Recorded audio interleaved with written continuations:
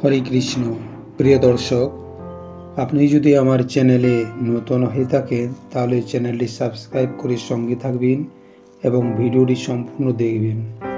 প্রিয় দর্শক, আমরা যে একাদশী ব্রত পালন করি, এই একাদশী ব্রতের অনেক কিছু নিয়ম আছে, যা অনেকে আমরা এই নিয়মগুলি পালন করি না। আসুন দেখি এই নিয়মগুলি কি কি রয়েছে।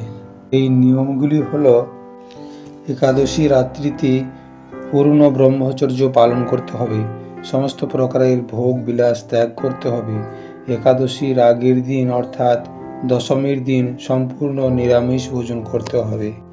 একাদশীর দিন ভোর 4টের সময় উঠে কোনো প্রকার দাঁতন ব্যবহার না করে মুখ ধুয়ে নিতে হবে, যেন দাঁত থেকে কোনো প্রকার রক্ত বের না হয়। এই দিন কোনো গাছের পাতা বা ডাল ভাঙা যাবে না। যদি সম্ভব হয় বারবার জল দিয়ে কুল্লা করুন এবং আঙুল দিয়ে জিভটা পরিষ্কার করুন। এই দিন গীতা পাঠ করতে হবে।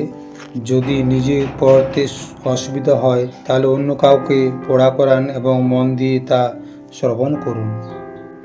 সকাল সকাল স্নান করে ভগবান শ্রী হরির সামনে গিয়ে বলুন, হে কৃষ্ণ, হে প্রভু, আজ আমি কোনো চোর বা পাখান্ডি বা মিথ্যাচারী ইত্যাদি পাপীদের সাথে মিশব না এবং কোনো প্রকার তাদের সাথে কথা বলবো না। আমার সমস্ত ধ্যান জ্ঞান প্রেম শুধু তুমি। আমার এই ব্রত পালনে তুমি আমায় সম্পূর্ণ সাহায্য করো। এরপর রাত্রি জাগরণ করে শ্রী হরির নাম সংকীর্তন করতে হবে। ওম নমো ভগবতে বাসুদেবায়, এই দ্বাদশ মন্ত্রটি জপ করতে হবে কমপক্ষে 21 বার এবং সম্ভব হলে 108 বার এই নাম জপ করতে হবে।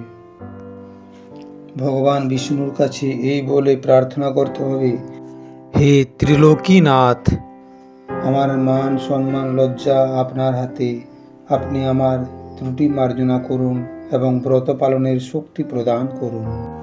কাউকে কোনো প্রকার খারাপ ভাষা বা কটু কথা বলা যাবে না। লোকের সাথে মিষ্টিভাবে কথা বলতে হবে। যদি কোনো প্রকার কোনো অসৎ মানুষের সাথে কথা বলে ফেললেন বা ভাবলেন যে আমি কিছু একটা ভুল করেছি, তাহলে সূর্য নারায়ণকে প্রণাম করে ভগবান শ্রীহরির কাছে ধূপ দিয়ে ক্ষমা প্রার্থনা করতে হবে। সম্ভব হলে এদিন বাড়িতে বা মন্দিরে ঝাড়ু দেবেন না, কেননা ঝাড়ু দিলে পিঁপড়ে সহ অনেক ছোট ছোট প্রাণীর মৃত্যু হওয়ার সম্ভাবনা থাকে। তাই এতে জীব হত্যার পাপ হয়। এই দিন কোনো দরিদ্রকে অথবা কোনো ব্রাহ্মণকে দান করতে হয় এবং গোমাতাকে কিছু খাওয়াতে হয়।